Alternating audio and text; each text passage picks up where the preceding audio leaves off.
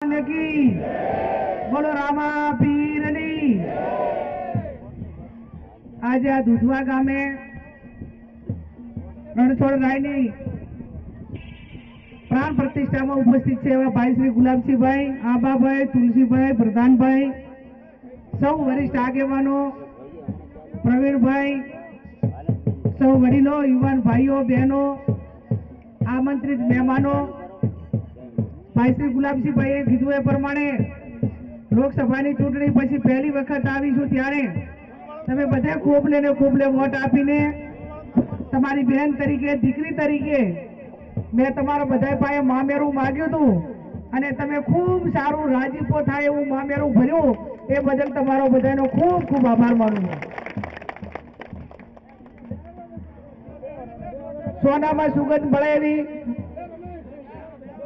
ભગવાન રણછોડ રાયની પ્રતિષ્ઠા હોય ત્યારે ભગવાનને પ્રાર્થના કરીએ કે સમગ્ર સમાજમાં, હગાવાલામાં, શેણ સંબંધીમાં કાયમી એમના ભગવાનના આશીર્વાદ મળે, સંપત્તિ ભાવના રહે।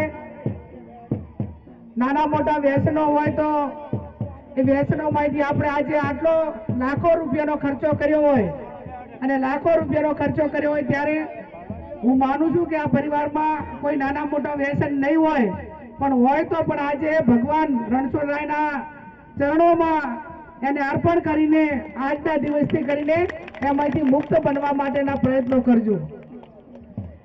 આવા ટાણા બહુ જિંદગીમાં, પરિવારમાં, ગામમાં ઓછા ટાઈમે આવા પ્રસંગો, સારા પ્રસંગો બનતા હોય છે અને થતા હોય છે, ત્યારે આ સારા પ્રસંગમાં તમને આ બધી માહિતી નીકળવા માટેની એક તક છે અને ભગવાનના આશીર્વાદ રહેશે અને એક એવી જિંદગીમાં પકડ થઈ જાય છે કે ભાઈ આજે મેં આ નાના મોટું મારી પાસે જે કાંઈ વ્યસન હતું એ આ રણછોડ રાયની પ્રતિષ્ઠા હતી મારા ગામમાં, એ દિવસે મેં છોડી દીધું છે અને એની શક્તિ પર ભગવાન તમને એ છોડવા માટેની પણ આપશે। ત્યારે શિક્ષણ એ આવનાર પેઢીનું ભવિષ્ય છે। નાના મોટી મજૂરી કરવી પડે, વતનથી દૂર જવું પડે તો શિક્ષણ માટે કરીને કે ધંધા રોજગાર માટે રાજુ જિંદગીની અંદર સુખી થવા માટે વટ, વતન અને વ્યસન આ ત્રણનો ત્યાગ કરવો ખૂબ જરૂરી છે।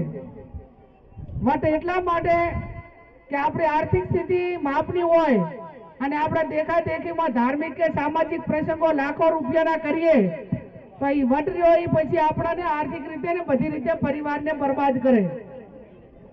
વતન એટલા માટે ક્યાંય ધંધા રોજગારની કોઈ તકો ના હોય, શિક્ષણમાં દીકરા દીકરીને આપવું છે પ્રમાણમાં વ્યવસ્થા ના હોય અને કાંઈ ખારું શીખવું છે તો જે વિસ્તાર વિકસિત હોય ને જ્યાં શીખવા જેવું હોય એ શીખવા માટે કરીને વતન છોડવું પણ જરૂરી છે।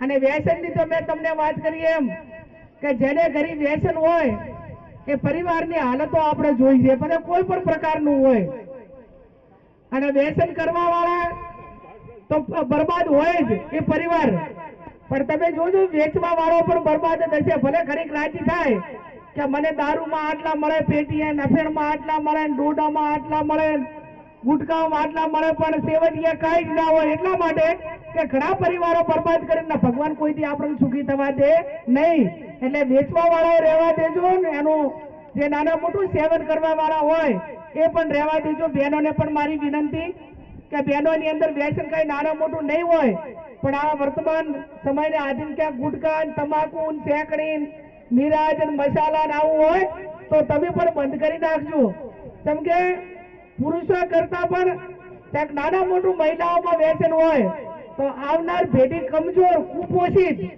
એની જવાબદારી માતૃશક્તિની છે અને માતૃશક્તિ છે નાના મોટા વ્યસનમાં આવે તો આ બનાસકાંઠા એ આંકડાકીય અને મેડિકલ રિપોર્ટના આધારે બનાસકાંઠામાં સૌથી વધારે કુપોષિત બાળકો હોય તો બનાસકાંઠામાં છે અને એનું કારણ છે નાની ઉંમરે લગ્ન, નાના મોટા વ્યસનો અને જેને પૂરતા પ્રમાણમાં સગવડો મળવી જોઈએ ના મળે અને એના કારણે જે બાળકોની તંદુરસ્તી આવનાર પેઢીની હોય એ જે પ્રમાણમાં મેડિકલ રીતે હચવાવી જોઈએ નથી હચવાતી ને એની ચિંતા આપ સૌ કરજો। એટલા માટે કહું છું કે આજે 25-30 વર્ષ પહેલા 35-40 વર્ષ પહેલા આપણી બેન દીકરીઓ હોય, આપણા બધા જ પરિવારો હોય, તો એ બધાની ડિલિવરીઓ ઘરે થતી નથી થતી. એ ઘરે અને દવાખાને જવું પડે, બાળકોને પેટીઓમાં કાચનામ રાખવા પડે. અને એનું કોઈ કારણ અમે કીધું નાના મોટી બધીઓ જવાબદાર છે. અને જવાબદારી આવનાર પેઢીની, તંદુરસ્ત પેઢીની જવાબદારી આપ સૌની છે. એટલે શિક્ષણ, સંસ્કાર, વ્યસનો આ બધું જ જે પ્રમાણે એને ત્યજવાનું હોય ત્યજવું પડે ને, જ્યાં મેળવવાનું હોય મેળવવું પડે. એ વર્તમાન સમયની માંગ છે.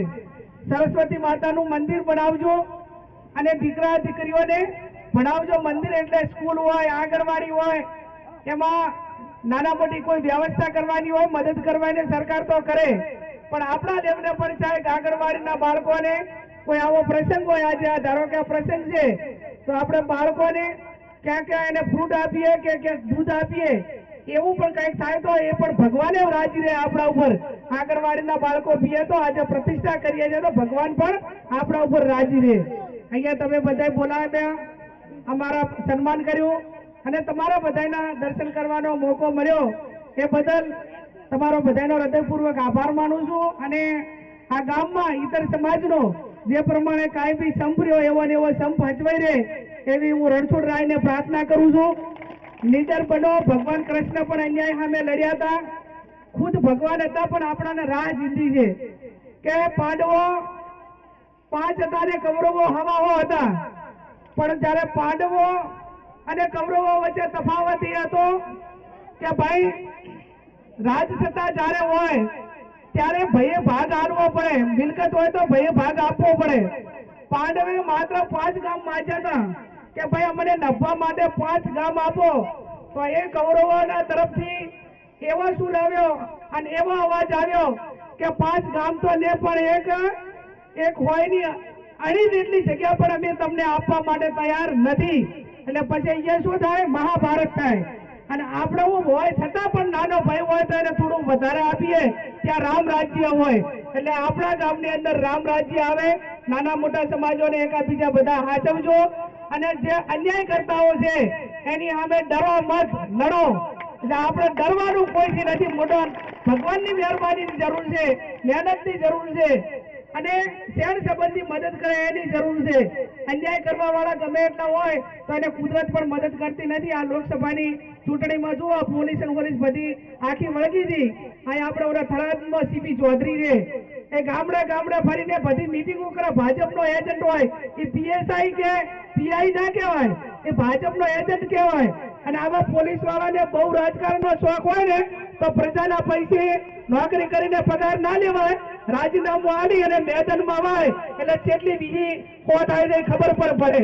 એટલે આવા અધિકારીઓને ક્યાંક ને ક્યાંક એ આપણા હિસાબે જયારે નપતા હોય, આપણી મહેરબાની પ્રજાના પૈસે જયારે પગાર લેતા હોય ત્યારે એમને ડિપાર્ટમેન્ટનું કામ કરવાનું હોય. એને બદલે માત્ર ભાજપના એજન્ટ, કોઈ વ્યક્તિના એજન્ટ અને કોઈના ઉપર ધાક ધમકી ખોટા દબાણ લાવવા, તો એ પણ કાચના ઘરમાં રહેતા હોય છે. અને એમને પણ બધાને પોતપોતાની ફરજો સમજવાની જરૂર છે. આકાઓ હોય ને એ આકાઓ કાયમી આખી જિંદગી સત્તા ઉપર ના રહે અને સત્તા પરિવર્તન થતું રહે, એ લોકશાહીનો ભાગ છે. અને જેટાને થાય ને એટાને બધા હાથે દશાના વાયરા વાય. એટલે કોઈ પણ હોય એને પોતપોતાની મર્યાદામાં રહેવાની જરૂર ખૂબ છે. આપ સૌ પણ ડર્યા વગર કોઈ પણ પ્રકારનું કામ હોય તો અમારું ધ્યાન દોરજો. આપ સૌનો ખૂબ ખૂબ આભાર.